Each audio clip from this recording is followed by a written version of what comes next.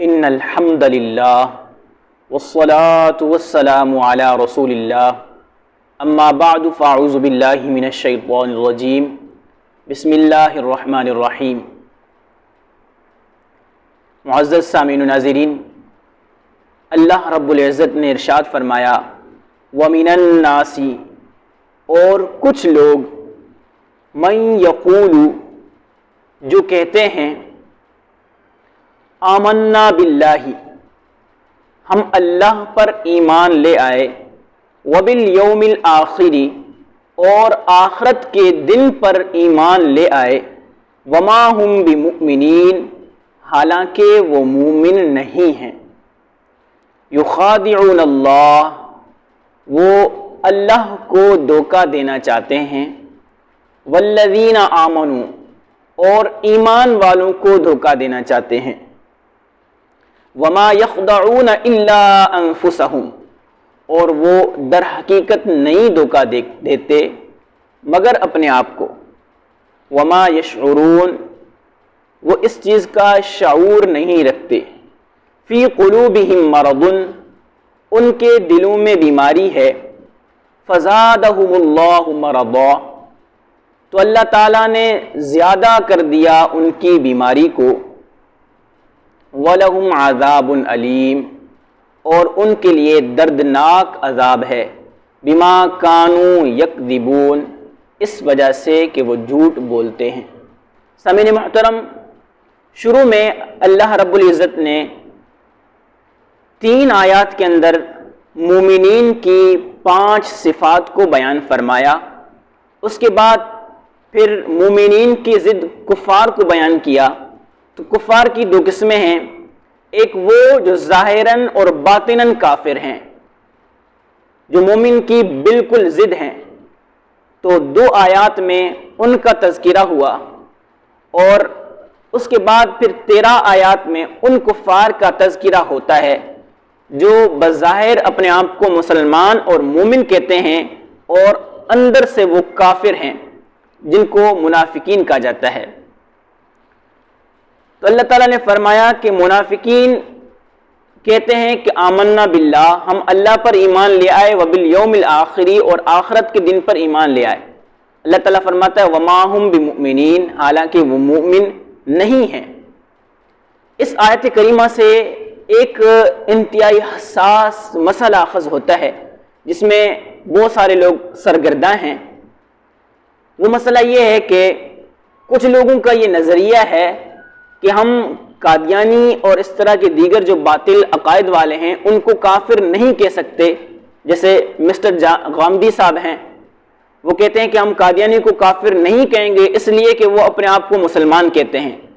تو اس آیت سے یہ لا ینحل مسئلہ، نہ حل ہونے والا مسئلہ حل ہو رہا ہے کہ اگر کوئی شخص اپنے آپ کو مسلمان کہتا ہو لیکن اس کا کوئی عقیدہ دین اسلام کے خلاف ہو تو وہ مسلمان نہیں ہو سکتا، اور اگر وہ اپنے آپ کو مسلمان کہلاتا بھی ہے تو اس کو غیر مسلم ڈکلیئر کرنا، اس کو غیر مسلم ماننا، یہ مسلمان کے بنیادی عقائد میں سے ہے، کیونکہ یہ قرآن کی بات ہے اور قرآن کا ماننا یہ مسلمان پر فرض ہے۔ اور دوسرا، غیر مسلم کافر جو اپنے آپ کو مسلمان کہتا ہے اس کو علی الاعلان لوگوں کے سامنے کافر بتلانا یہ سنت الہیہ ہے تاکہ دوسرے لوگ اس سے بچ سکیں۔ تو قادیانی اگرچہ اپنے آپ کو مسلمان کہلائیں، لیکن چونکہ ان کے عقائد میں سے ایک مین عقیدہ جو ہے ختم نبوت کے عقیدے کا انکار کرتے ہیں، تو وہ مسلمان نہیں رہے، اور ان کو علی الاعلان کافر کہنا، لوگوں کو کافر بتانا اور ان کے بارے میں یہ عقیدہ رکھنا کہ وہ کافر ہیں، یہ اللہ تعالیٰ کی سنت بھی ہے اور مسلمانوں کے اوپر فرض بھی ہے۔ آگے اللہ تعالیٰ ارشاد فرماتا ہے یخادعون اللہ، وہ کفار، وہ منافقین اللہ تعالیٰ کو دھوکہ دینا چاہتے ہیں اور مومنین کو دھوکہ دینا چاہتے ہیں۔ تو مومنین کو دھوکہ تو یہ دیتے ہیں کہ وہ اپنے راز کو چھپا کر، اپنے باطن کو چھپا کر بظاہر اپنے آپ کو مسلمان کہلاتے ہیں، اور مسلمانوں کے جو راز ہیں وہ ان سے حاصل کر کے کفار تک پہنچاتے ہیں اور مسلمانوں کو کمزور کرتے ہیں، تو یہ مسلمانوں کو دھوکہ دیتے ہیں۔ لیکن سوال یہ ہوتا ہے کہ اللہ تعالیٰ کو وہ دھوکہ کیسے دینا چاہتے ہیں یا کیسے دے سکتے ہیں؟ تو اس کا دو جواب ہیں۔ پہلا جواب یہ ہے کہ یہاں اللہ تعالیٰ سے پہلے لفظ رسول محذوف ہے، یعنی رسول اللہ کو دھوکہ دینا چاہتے ہیں، اور دوسرا جواب یہ ہے کہ یہ در حقیقت رسول اللہ کو دھوکہ دینا چاہتے ہیں، لیکن چونکہ رسول اللہ صلی اللہ علیہ وآلہ وسلم اللہ تعالیٰ کے نائب اور خلیفہ ہیں، اس لیے جو معاملہ نائب اور خلیفہ کے ساتھ کیا جائے وہ در حقیقت اس اصل کے ساتھ ہی ہوتا ہے۔ جیسے اللہ تعالیٰ نے فرمایا وَمَن يُطِعِ الرَّسُولَ فَقَدْ أَطَاعَ اللَّهُ، جس نے رسول اللہ کی اطاعت کی تو گویا اس نے اللہ کی اطاعت کی۔ اس طرح اور بھی دیگر آیات میں یہ ثابت ہے کہ کئی ایسے معاملات ہیں جس کی نسبت رسول اللہ کی طرف ہے، اللہ تعالیٰ نے اس کو اپنی طرف نسبت کی ہے۔ اللہ تعالیٰ نے فرمایا ان الذین یبایعونک انما یبایعون اللہ، وہ لوگ جو آپ کے دست مبارک پر بیعت کر رہے تھے وہ حقیقت میں اللہ سے بیعت کر رہے تھے۔ تو کئی ایسے مواقع ہیں جہاں پر نسبت رسول اللہ کی طرف ہوتی ہے تو اللہ تعالیٰ کی طرف ہی نسبت کر دی جاتی ہے، کیونکہ رسول اللہ صلی اللہ علیہ وآلہ وسلم اللہ تعالیٰ کے نائب اور خلیفہ ہیں۔ اللہ تعالیٰ نے ارشاد فرمایا وما یشعرون، وہ شعور نہیں رکھتے۔ تو شعور کہتے ہیں کہ ایک چیز ہے علم اور دوسری چیز ہے شعور۔ علم عقل سے جو چیز ادراک کی جائے، جو چیز سمجھی جائے اس کو علم کہتے ہیں، اور حواس کے ذریعے جو چیز سمجھی جائے محسوس کی جائے اس کو شعور کہتے ہیں۔ آگے اللہ رب العزت نے ارشاد فرمایا فی قلوبہم مرض، ان کے دلوں میں بیماری ہے۔ بیماری کہتے ہیں مزاج کے اعتدال ختم ہو جانے کو، تو ان کے باطنی مزاج کے اندر جو اعتدال ہونا چاہیے تھا وہ ختم ہو چکا تھا، کیونکہ ان کو ایک تکلیف ہو چکی تھی رسول اللہ صلی اللہ علیہ وسلم سے، عبداللہ بن ابی اور اس کے جو ساتھی تھے ان کو پریشانی تھی، اسی لیے ان کی دلوں میں ایک بیماری ہو گئی تھی، حسد اور بغض کی بیماری۔ اللہ تعالیٰ نے فرمایا فزادہم اللہ مرضا، اللہ تعالیٰ نے ان کی بیماری کو اور بڑھا دیا ہے۔ وَلَهُمْ عَذَابٌ عَلِيمٌ، اور ان کے دردناک عذاب ہے۔ یہ دردناک عذاب کیوں ہے؟ اس کی وجہ اللہ رب العزت نے خود بیان فرمائی۔ اللہ تعالیٰ فرماتا ہے بما كانوا يكذبون، یہ دردناک عذاب ان کے لیے اس وجہ سے ہے کہ وہ جھوٹ بولتے ہیں۔ جھوٹ کیا بولتے ہیں؟ ان کے دل کے اندر نفاق ہے، ان کے دل کے اندر اللہ تعالیٰ پر ایمان نہیں ہے، ان کے دل کے اندر رسول اللہ صلی اللہ علیہ وسلم کے اوپر ایمان نہیں ہے، اور وہ کہتے اپنے آپ کو ہیں کہ ہم مسلمان ہیں، ہم مومن ہیں، تو یہ ان کا جھوٹ ہے، اور جھوٹ کے لیے دردناک عذاب ہے۔ تو سامعین محترم، جھوٹ کسی طرح بھی ہو اس کے لیے بہت برا عذاب ہے۔ نبی اکرم صلی اللہ علیہ وسلم کی متعدد احادیث میں جھوٹ کی وعید بیان کی گئی ہے۔ رسول اللہ صلی اللہ علیہ وسلم نے ارشاد فرمایا کہ اپنے آپ کو جھوٹ سے بچاؤ، کیونکہ جھوٹ گناہ کی طرف لے جاتا ہے اور گناہ یہ دوزخ تک پہنچاتا ہے۔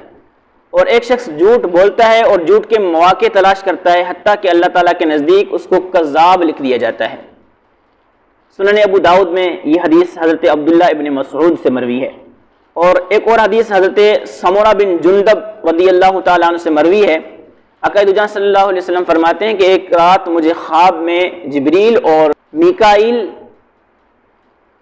ارض مقدس کی طرف لے گئے، اور وہاں میں نے دیکھا کہ ایک شخص کی باچ کو آنکڑا ڈال کر کھینچا جا رہا تھا، اور اس کو گدی تک لے جاتے، اور پھر دوسری باچ میں آنکڑا ڈال کر کھینچا جاتا تو پہلی والی باچ ٹھیک ہو جاتی۔ اس طرح اس کو مسلسل ہو رہا تھا۔ جبریل نے مجھے عرض کی کہ یا رسول اللہ، یہ وہ شخص ہے جو جھوٹ بولتا تھا اور اس کا جھوٹ پھر پوری دنیا میں پھیل جاتا تھا۔ تو یہ جھوٹ جو ہے اس کا اتنا بڑا عذاب ہے، اتنی بڑی سخت وعید ہے۔ لیکن یاد رکھیں کہ کچھ ایسے مواقع بھی ہیں جہاں پر جھوٹ بولنے کی اجازت ہے۔ حضرت اسماء بنت یزید رضی اللہ تعالی عنہا بیان کرتی ہیں، نبی اکرم صلی اللہ علیہ وآلہ وسلم نے ارشاد فرمایا لا یحل الکذب الا فی ثلاث، نہیں ہے جھوٹ جائز سوائے 3 موقعوں پر۔ 3 موقع ایسے ہیں کہ جہاں پر جھوٹ بولنے کی رسول اللہ صلی اللہ علیہ وسلم نے اجازت دی ہے۔ یحدث الرجل امرأتہ لیرضیہا، کوئی شخص اپنی بیوی سے جھوٹ بولتا ہے اس ناراض بیوی کو راضی کرنے کے لیے۔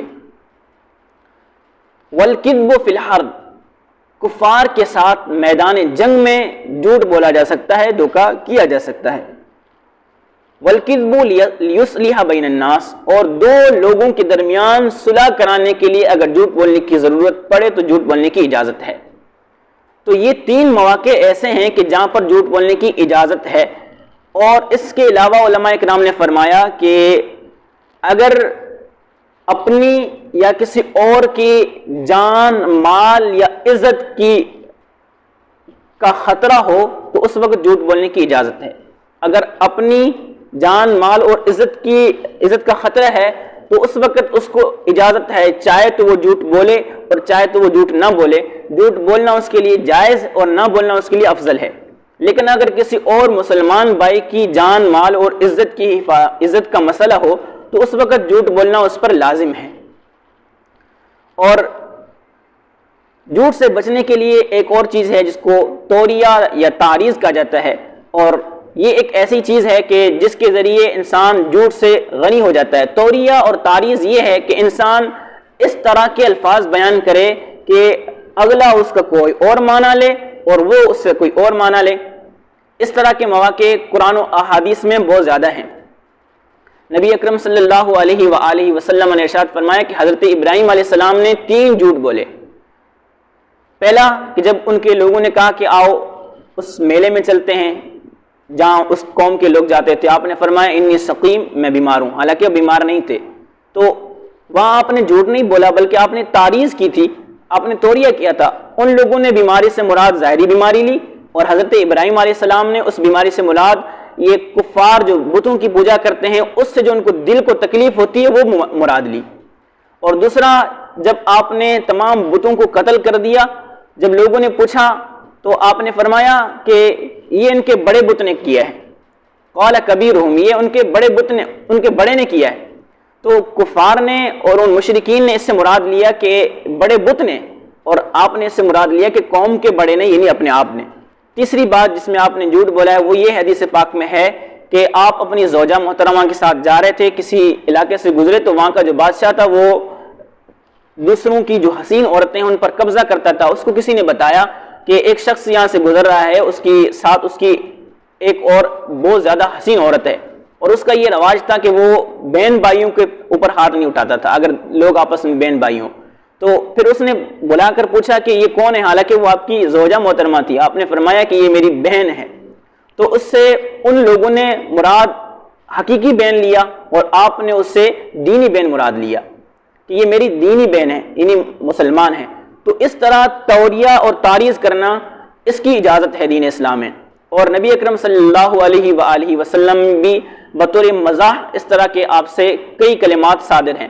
جس طرح ایک شخص نے نبی اکرم صلی اللہ علیہ وسلم کی بارگاہ میں عرض کی، یا رسول اللہ مجھے آپ سواری عنایت فرمائیں تاکہ میں اس پر سوار ہو کر جاؤں۔ تو آقا نے انہوں نے کہا کہ یا رسول اللہ آپ مجھے اونٹ عنایت فرمائیں۔ تو آقا دو جہاں صلی اللہ علیہ وسلم نے فرمایا میں اونٹ نہیں، ان کا بچہ دوں گا۔ تو وہ کہنے لگا یا رسول اللہ اونٹ کے بچے کو میں کیا کروں گا؟ تو آقا مسکرائے اور فرمانے لگے جو اونٹ ہوگا وہ بھی نہ کسی اونٹ کا بچہ ہی ہوگا نا۔ تو یہ بھی ایک قسم کی توریہ اور تعریض ہے، اس کی دین اسلام میں اور شریعت میں اجازت ہے۔ نبی اکرم صلی اللہ علیہ وسلم نے ارشاد فرمایا کہ جو شخص تعریض کرے گا ہم اس سے بھی تعریض کریں گے، اور جو شخص کنارے پر چلے گا ہم اس کو دریا میں ڈال دیں گے۔ یعنی کوئی شخص اگر تعریض سے کسی پر تہمت وغیرہ لگائے گا تو ہم اس کے لیے گنجائش رکھیں گے، اس کو ہاتھ ہلکا رکھیں گے۔ لیکن اگر کوئی شخص کسی پر سر عام جھوٹ بولتا ہے یا تہمت لگاتا ہے تو ہم پھر اس پر حد جاری کریں گے۔ تو توریہ یا تعریض ایک ایسی چیز ہے جس کے ذریعے انسان جھوٹ سے بچ سکتا ہے۔ تو اگر کہیں موقع آئے جھوٹ بولنے کا، اگر اس طرح کی کوئی پریشانی ہو تو اس وقت اس طرح کی توریہ یا تعریض کر لینی چاہیے تاکہ انسان گناہ سے بچ سکے۔ اللہ تعالی عمل کی توفیق عطا فرمائے۔